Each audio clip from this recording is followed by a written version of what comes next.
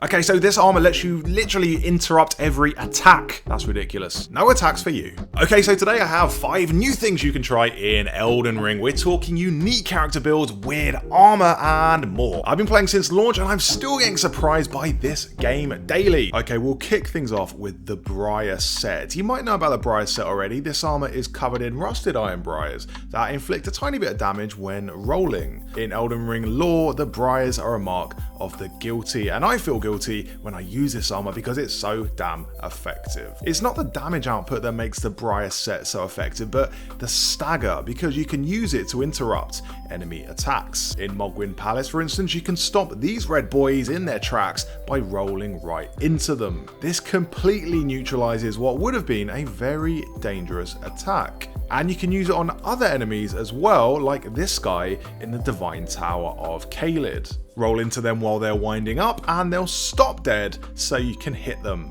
And also notice how I'm half naked. That's because you don't even have to wear the full set for the stun effect to work. I'm just wearing the Briar gloves and I can still stun roll into people. And one final thing about the Briar set, the best use of it in my opinion is killing skeletons.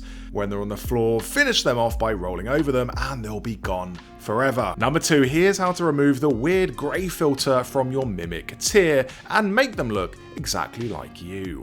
All you have to do is equip a talisman called the Furled Finger Trick Mirror. When you wear this, it removes the grey outline from your mimic tier, so it's, a bit more immersive and you can roleplay a bit more convincingly. It doesn't change their equipment or effects or anything like that, it just looks a bit better. But the Furled Finger isn't just for doing this, as cool as it looks. The other thing you can use it for is invading. Normally when you invade, you'll have a red outline, so you're really easy to spot. But use the Furled Finger Trick Mirror when you go into someone else's game and you'll lose the redness. You can even hide in a bush and then creep up on the host and kill them. If you want to buy the Furled Finger Trick Mirror, it's really easy to get. You just go to Enya at the Round Table Hold and you can buy it for a few thousand runes. But don't confuse this with the Host Trick Mirror, which is another talisman. This one makes you glow orange and look like a co-op partner. The reason you'll want to use this is if you get invaded and you just want to confuse your invader. So your invader will see 2 glowing orange characters and they won't know who to target. But if I'm invading or even being summoned as a co-op partner, I love using the Furled Finger Trick Mirror so I finally look normal. Next up, it's an absolutely amazing build to try. It's the Vampire build, and the way it works is that every enemy you kill gives you back both health and FP.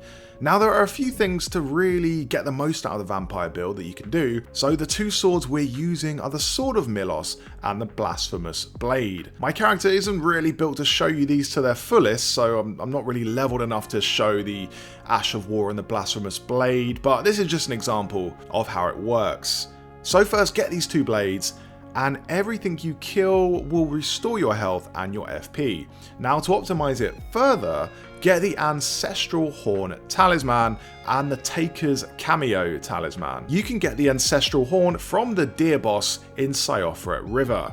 To do that, light the 6 fires, then follow this route to the boss.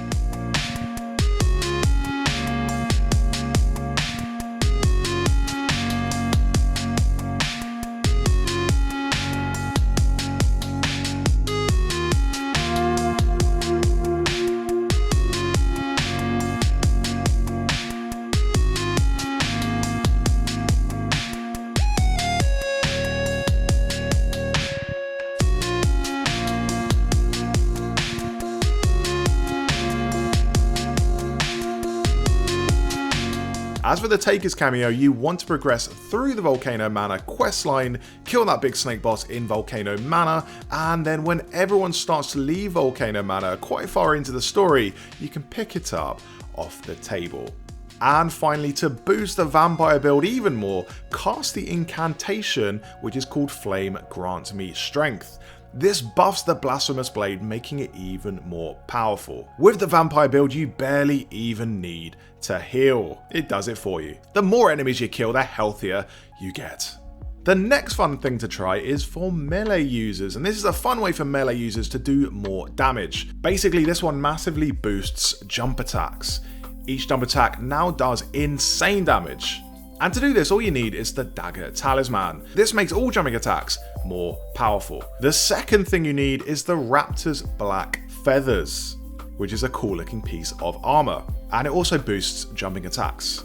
So I'll show you a comparison. Here's what the damage looks like without the talisman. As you can see, it's a bit less damage. And here's what the damage looks like without the Raptor's Black Feathers as well.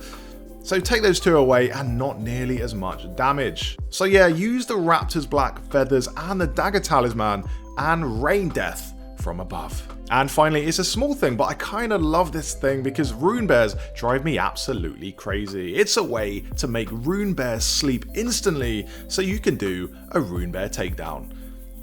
For this to work, you need a sleep pot. That's all you need. You throw a single sleep pot at them and it will fall asleep in about 5 seconds. You can craft sleep pots yourself and it just makes a normally dangerous enemy a complete doddle. Yes, I said doddle. You could also try St. Trina's sword on them, as St. Trina's sword has sleep effects. But for me, sleep pots seem the most effective. Now the ingredients to craft sleep pots are quite difficult to come by, so I don't really like to waste them on easy enemies. But I think rune bears definitely warrant that. Okay, so those were 5 new things to try in Elden Ring. Which was your favourite? Which one are you going to try? Let me know in the comments. Thanks for watching, and if you enjoyed the video, don't forget to subscribe to the channel.